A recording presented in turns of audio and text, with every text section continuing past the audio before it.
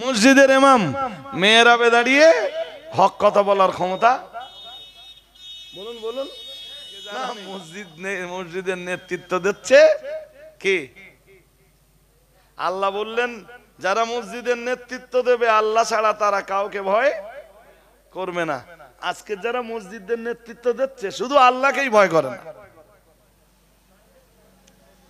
আর সবাইকে করে না। আমি সেটা নবী কি দোয়া চাইছেন? আল্লাহ আমি দুর্বলতা থেকে, আরবিটা আপনাদের হবে না হয়তো, এই বাংলা দোয়াটা করবেন। আল্লাহ আপনার কাছে আমি দুর্বলতা থেকে আশ্রয় প্রার্থনা করছি। এমনি তো আমি আপনার ইবাদতের হক আদায় করতে পারি না আল্লাহ, তাতে যদি বিভিন্ন কারণে আমার দেহ আরো দুর্বল হয়ে যায়, যেটুকু ইবাদত করছিলাম সেটুকু হয়তো হবে না আল্লাহ, তাই আপনার কাছে আমি আশ্রয় চাইছি দুর্বলতা থেকে। বাংলা দোয়াটা করবেন। আল্লাহ পাকের নবী পরি আবার দোয়া চাইতেন, আল্লাহুম্মা ইন্নী আউযু বিকা মিনাল আযাজ ওয়াল কাসাল। মুহাম্মাদুর রাসূলুল্লাহ সাল্লাল্লাহু আলাইহি ওয়াসাল্লাম আরো দোয়া চাইতেন, আল্লাহ আপনি আমাকে অলসতা থেকে রক্ষা করুন। সুবহানাল্লাহ। কি দেখে বলুন দিন? হ্যাঁ, এই আজকে সমাজের যেসব লোকেরা একদম পুরো বেনামাজি, মাইন্ডে নেন না জান, আর নিলেও কিছু এসে যায় না। সমাজে যারা ফুল বেনামাজি, দোকানে বসে আছে, নামাজ পড়তে যায় না, সময় নেই, তাই কথা বলেন। হ্যাঁ, এলছেন ওরে জিজ্ঞেস করেন, ও ভাই নামাজ পড়বা না?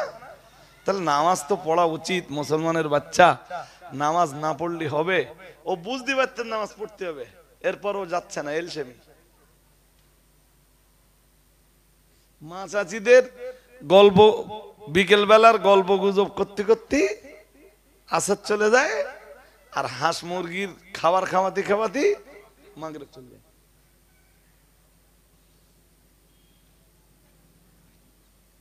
এলছেমি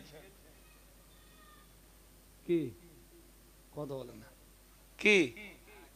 হ্যাঁ, মাগরিবের নামাজ বলো মসজিদ থেকে পড়িয়েছে, এশার নামাজ আর আজান হচ্ছে, বাড়ি আছে, কোনো কাজ নেই, গেলে হয় এলছেমি, আজকে যাও না।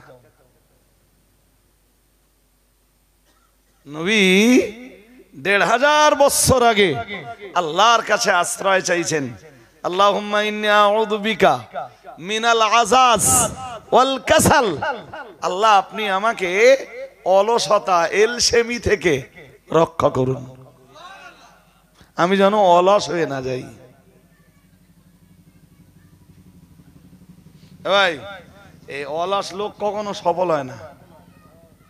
মাঠে দেখবেন দু একজন অলস চাষি আছে, মাঠে টাটে তারা যায় না, তার কাছে চাষও ভালো।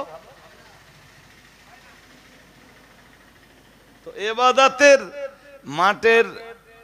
মাঠে জমি আছে, অথচ জমির মালিক কুড়িয়ে বা অলস। জি, মাঠে চাষ যেমন ভালো হয় না, ধার্মিকতার জায়গাতে দাঁড়িয়ে অলস হলে এখানকার ফলনও ভালো। আচ্ছা, একদম সহজ কথা। সুতরাং কোনো অলসতা নয়, আমাকে নামাজ পড়তে হবে।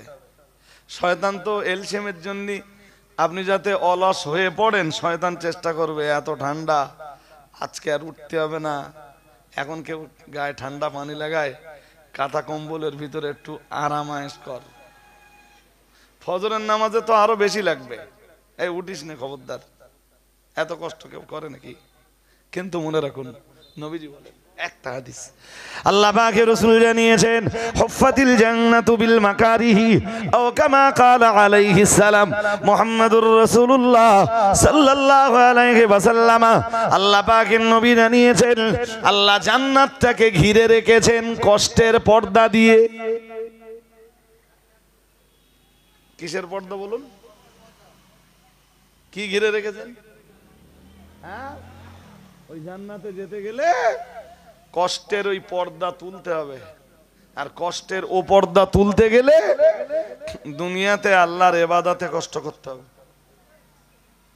এই যে ঠান্ডা পানি স্কিনে লাগাচ্ছেন না, যেই লাগাচ্ছেন জান্নাত আল্লাহ যে কষ্টের পর্দা দিয়ে ঘিরে রেখেছেন ওই পর্দা আল্লাহ তুলে দিবেন। আপনার জান্নাতে ঢুকবার, আপনার জান্নাতে যাওয়ার, আপনার জান্নাতে প্রবেশের রাস্তা আল্লাহ ক্লিয়ার করে দেবেন। কি বুঝতে অসুবিধা হচ্ছে? হ্যাঁ জি। এই সামনে গরমের দিন, গরমের দিনে রোজা অনেক লম্বা, এক গরমের দিন আবার রোজা অনেক। গত বছর খুব গরম পড়েছে না? হ্যাঁ না বলে না? হ্যাঁ পড়েছে, পড়েছে। আল্লাহওয়ালারা রোজা ছেড়েছে। হ্যাঁ ওই যে কষ্ট করেছে, ওই কষ্টের বিনিময়ে আল্লাহ জান্নাত যে কষ্টের পর্দা দিয়ে ঘিরে রেখেছেন ওই কষ্টের পর্দাটা আল্লাহ একটু সরিয়ে দেন।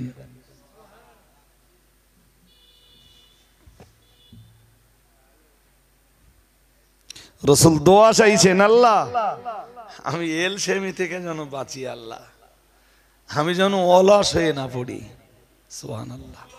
নবীর 2 নম্বরের দোয়া। 3 নম্বরে ওই একই দোয়ার ভিতরে রাসূল 3 নম্বরে আবার বলতেছেন, আল্লাহুম্মা ইন্নী আউযু বিকা মিনাল আযাজ ওয়াল কাসাল ওয়াল জুবুন। আল্লাহ পাকে নবী আবার দোয়া চাইছেন, ও রব্বুল আলামিন আপনি আমাকে রক্ষা করুন কাপুরুষতা থেকে। কি থেকে বলেন দিন? কাপুরুষতা। বোঝেন? বোঝেন? বোঝেন না? বোঝেন না? ভালোই বোঝেন। কাপুরুষতা বুঝবেন না আবার? কাপুরুষতা হলো আপনি দেখতে পাচ্ছেন, আপনি দেখতে পাচ্ছেন আপনার বাড়ির পাশে, একটা উদাহরণ দিয়ে বোঝাচ্ছি, বাড়ির পাশে ধনী গরিবের উপরে অত্যাচার করছে। মানে ধনী গরিবের সীমানা বা এই বর্ডার, ধনী কিছু একটা করতে যেয়ে গরিবের দিকে 3 হাত ঢুকে গেছে। সত্যি সত্যি ওইটা বর্ডার, ধনী গরিবের দিকে 4 আঙ্গুলও আর পাবে না, কিন্তু ধনীর দরকার জায়গাটা। ও কাজ করতে যে 3 হাত এগিয়ে এলে কাজ শুরু করেছে, গরিব যে বাধা দিছে, বাধা দিতেই গরিবের পিঠে পড়েছে বাড়ি।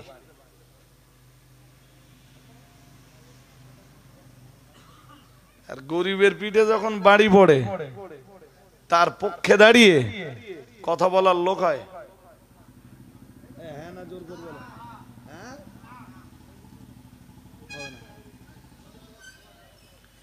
তা গ্রামে এত এত লোক আছে, এত মানুষ আছে, কেউ গরিবের পক্ষে কথা বলল না। এরা বীর পুরুষ না কাপুরুষ? জোর করে বলেন। ওটাই রাসূল বলছেন, আল্লাহ আমার সামনে অন্যায় হবে, আমার সামনে কেউ অপরাধ করবে, আমি কথা বলতে পারবো না, আল্লাহ এটা তো কাপুরুষতা। আল্লাহ আপনার কাছে আমি এই কাপুরুষতা থেকে আশ্রয় চাইছি। কথা শুনছেন নাকি? কি কাপুরুষতা বুঝতে পেরেছেন? পারেননি? ক্লিয়ার হয়নি? হয়েছে? হয়েছে। মার্কেটের দোকানদারদের একটা ইউনিটি আছে, একতা আছে, দোকানদার সমিতি আছে, আছে না নেই? কথা বলেন, আছে না নেই? সব জায়গায় আছে। এরপরেও 8টা-10টা ছেলে হঠাৎ এসে কারোর একটা দোকানের শাটার ফেলে দোকান বন্ধ করতে যাচ্ছে। এরকম ঘটনা ঘটনা ঘটনা। হ্যাঁ এই তোর গা কে পাঠিয়েছে? তাহলে নেতা পাঠিয়ে দিয়েছে। পুরো এলাকা নীরব, কেউ কোনো কথা বলে না। নেতার বিরুদ্ধে কথা বললে মার খাবো। বীর পুরুষ না কাপুরুষ? হ্যাঁ কাপুরুষ সব দাঁড়িয়ে দাঁড়িয়ে দেখে বাড়ি চলে গেল। এই তো চলতেছে এখন, চোরজার মুলুক তার। আমি নিজের চোখে দেখেছি দোকানে শাটার ফেলে দিয়েছে, 3 মাস বন্ধ। কত? হ্যাঁ আমার নিজের নলেজে আছে, রাত্রের বেলা দোকান লুট হচ্ছে, কারা লুট করেছে সেও জানা গেছে, বাট গরিব আর শ্যামাল খুঁজে পাইনি। এই তো দুনিয়া।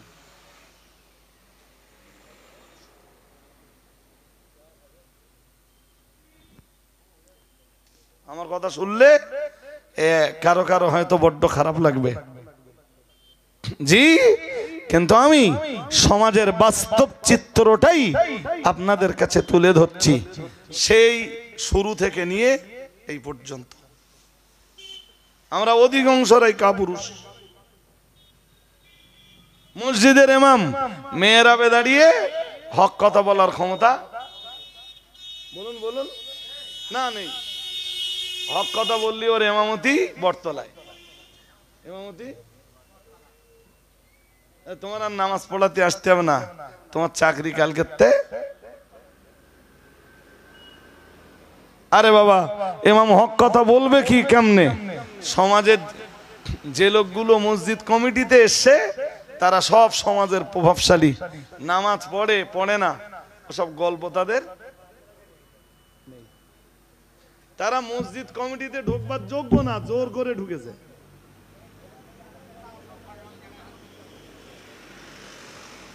আমার কথা বুঝতেছেন না বোধহয়? বুঝতেছেন? তারা মসজিদ কমিটিতে ঢুকবার যোগ্য না, ঢুকেছে কি করে বলেন দিন? কথা বলে না, জোর করে জোর করে। মসজিদ কমিটিতে থাকবার, মসজিদ পরিচালনের দায়িত্ব আল্লাহ কাদেরকে দিয়েছেন? এটা সূরা তওবার 18 নম্বর আয়াতে আছে। এই মসজিদগুলো কারা দেখভাল করবে? এখানে কারা কর্তৃত্ব করবে? এখানে কারা নেতৃত্ব করবে? আল্লাহ সূরা তওবার 18 নম্বর আয়াতে সেটা দিতেছে। মেলান দেখি।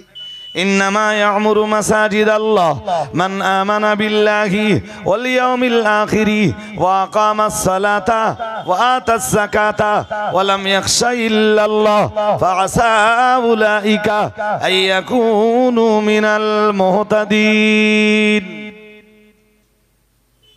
সবাই বলেন আল্লাহু আকবার। আরেকটু আওয়াজ তুলে বলেন। এই আমার দিকে তাকান সবাই, মন দেন, আর আমার দিকে মন দেন। অন্য মনস্ক থাকলে কথা বোঝা যায় না। মসজিদের নেতৃত্ব দিতে গেলে, মসজিদের দায়িত্বে থাকতে গেলে 5টা গুণ লাগবে। কটা?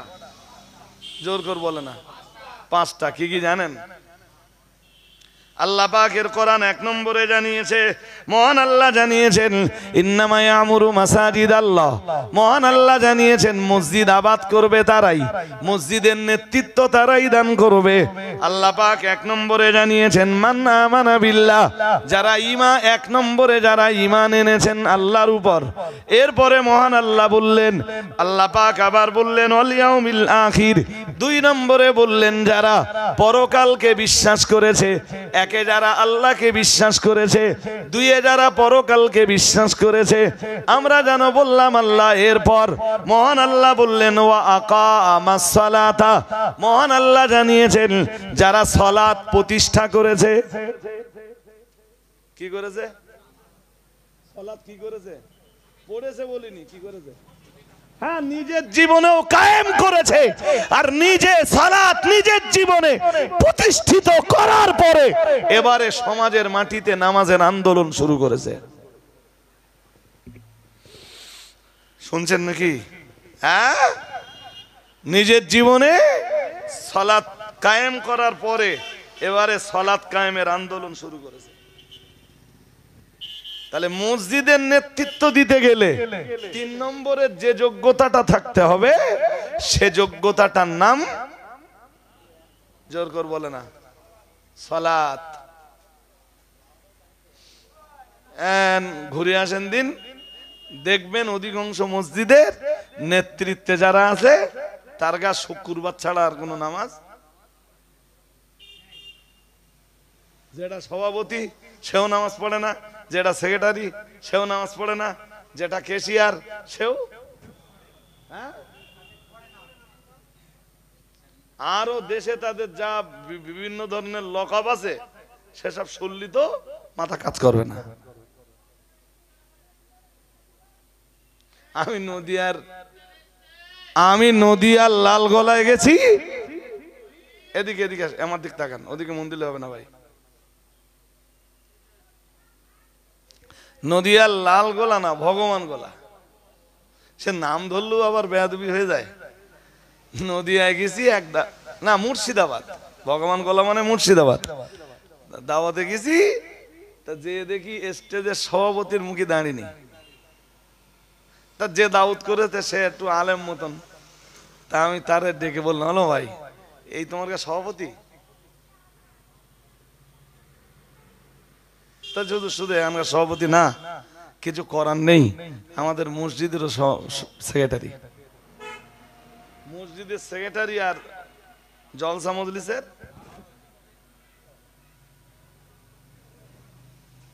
হ্যালো ভাই, নামাজ কালাম পড়ে? তা আমারে বললো হুজুর পরে বলবেন, স্টেজে তো বেশি কথা তখন বলবার মতো নো কন্ডিশন। আমরা জিজ্ঞেস করলাম আল্লাহ মসজিদ কারা নেতৃত্ব দান করবে? মহান আল্লাহ বললেন 5টা গুণ লাগবে। একে লাগবে আল্লাহর প্রতি ঈমান, দুইয়ে লাগবে পরকালের প্রতি ঈমান, তিনে লাগবে ইকামাতুস সালাত, নামাজের প্রতিষ্ঠা। আমরা বললাম 4 নম্বরে কি লাগবে? মহান আল্লাহ বললেন ওয়া আতাজ যাকাত, মাল থাকলে তারা যাকাত দেবে। অধিকাংশ ধনীর যাকাত নেই, যা দেয় খানিকটা থেপগো মতন। ওই মনে করেন যে 2 লাখ টাকা যাকাত হয়, 10,000 টাকা শাড়ি কিনে বিলগে দিলে আর মনে করলে সব মালের যাকাত দেওয়া হয়ে গেল। কি বলছি শুনছেন নাকি? হ্যাঁ, 2-1 জন আমার বলে হুজুর ও যাকাতের চেয়ে অনেক বেশি দিয়ে দিছি। What is this? আড্ডা মারা হচ্ছে? তোমার কে বলেছে যাকাতের চাইতে বেশি দিতে? মানে সারা বছর যারে যা দেয় সব ধরে রাখে যাকাত দিচ্ছি। ধর্মের সাথে আড্ডা মারা হচ্ছে না? ওই যাকাত দাও, তাহলে হ্যাঁ ওই লুঙ্গি গেঞ্জি কিনে দেই 1000-20 টাকা রোজার সময়।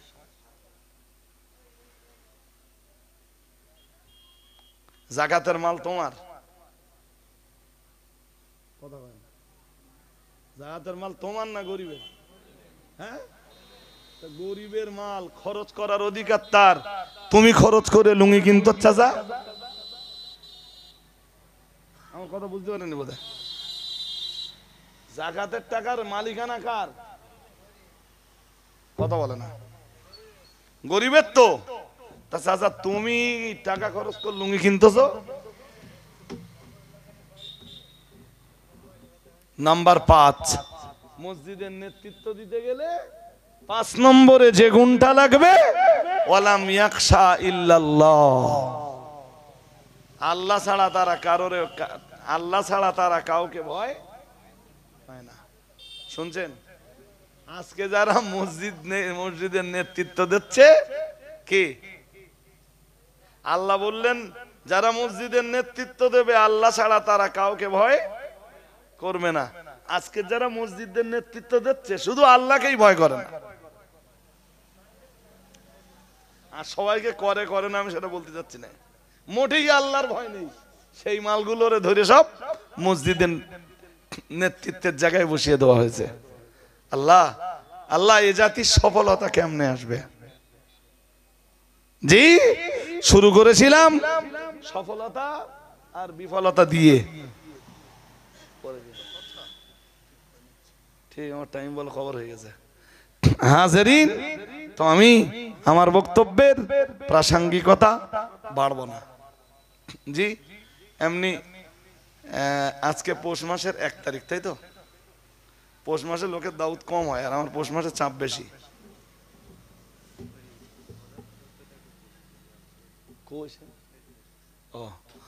তো হাজেরিন, আমি বক্তব্য থেকে বিদায় নিচ্ছি। শেষ বেলায় একটা কথা বলি আপনাদের।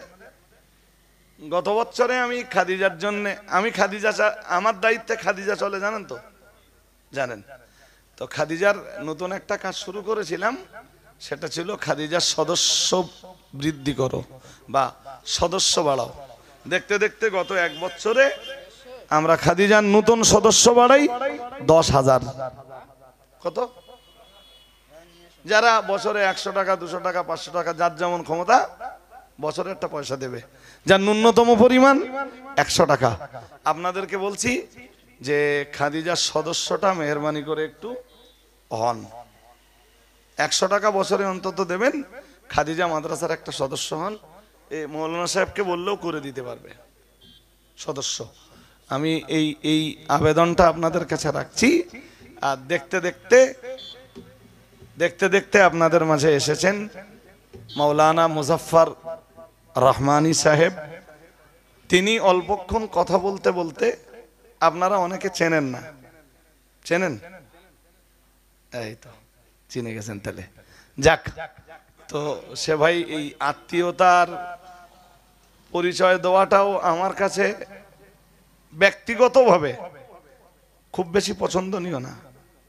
আজকের একটা শ্রেণীর সমাজ শেষ হয়েছে এই রক্ত বংশ আত্মীয়তার সম্পর্কের লড়াই করতে করতে।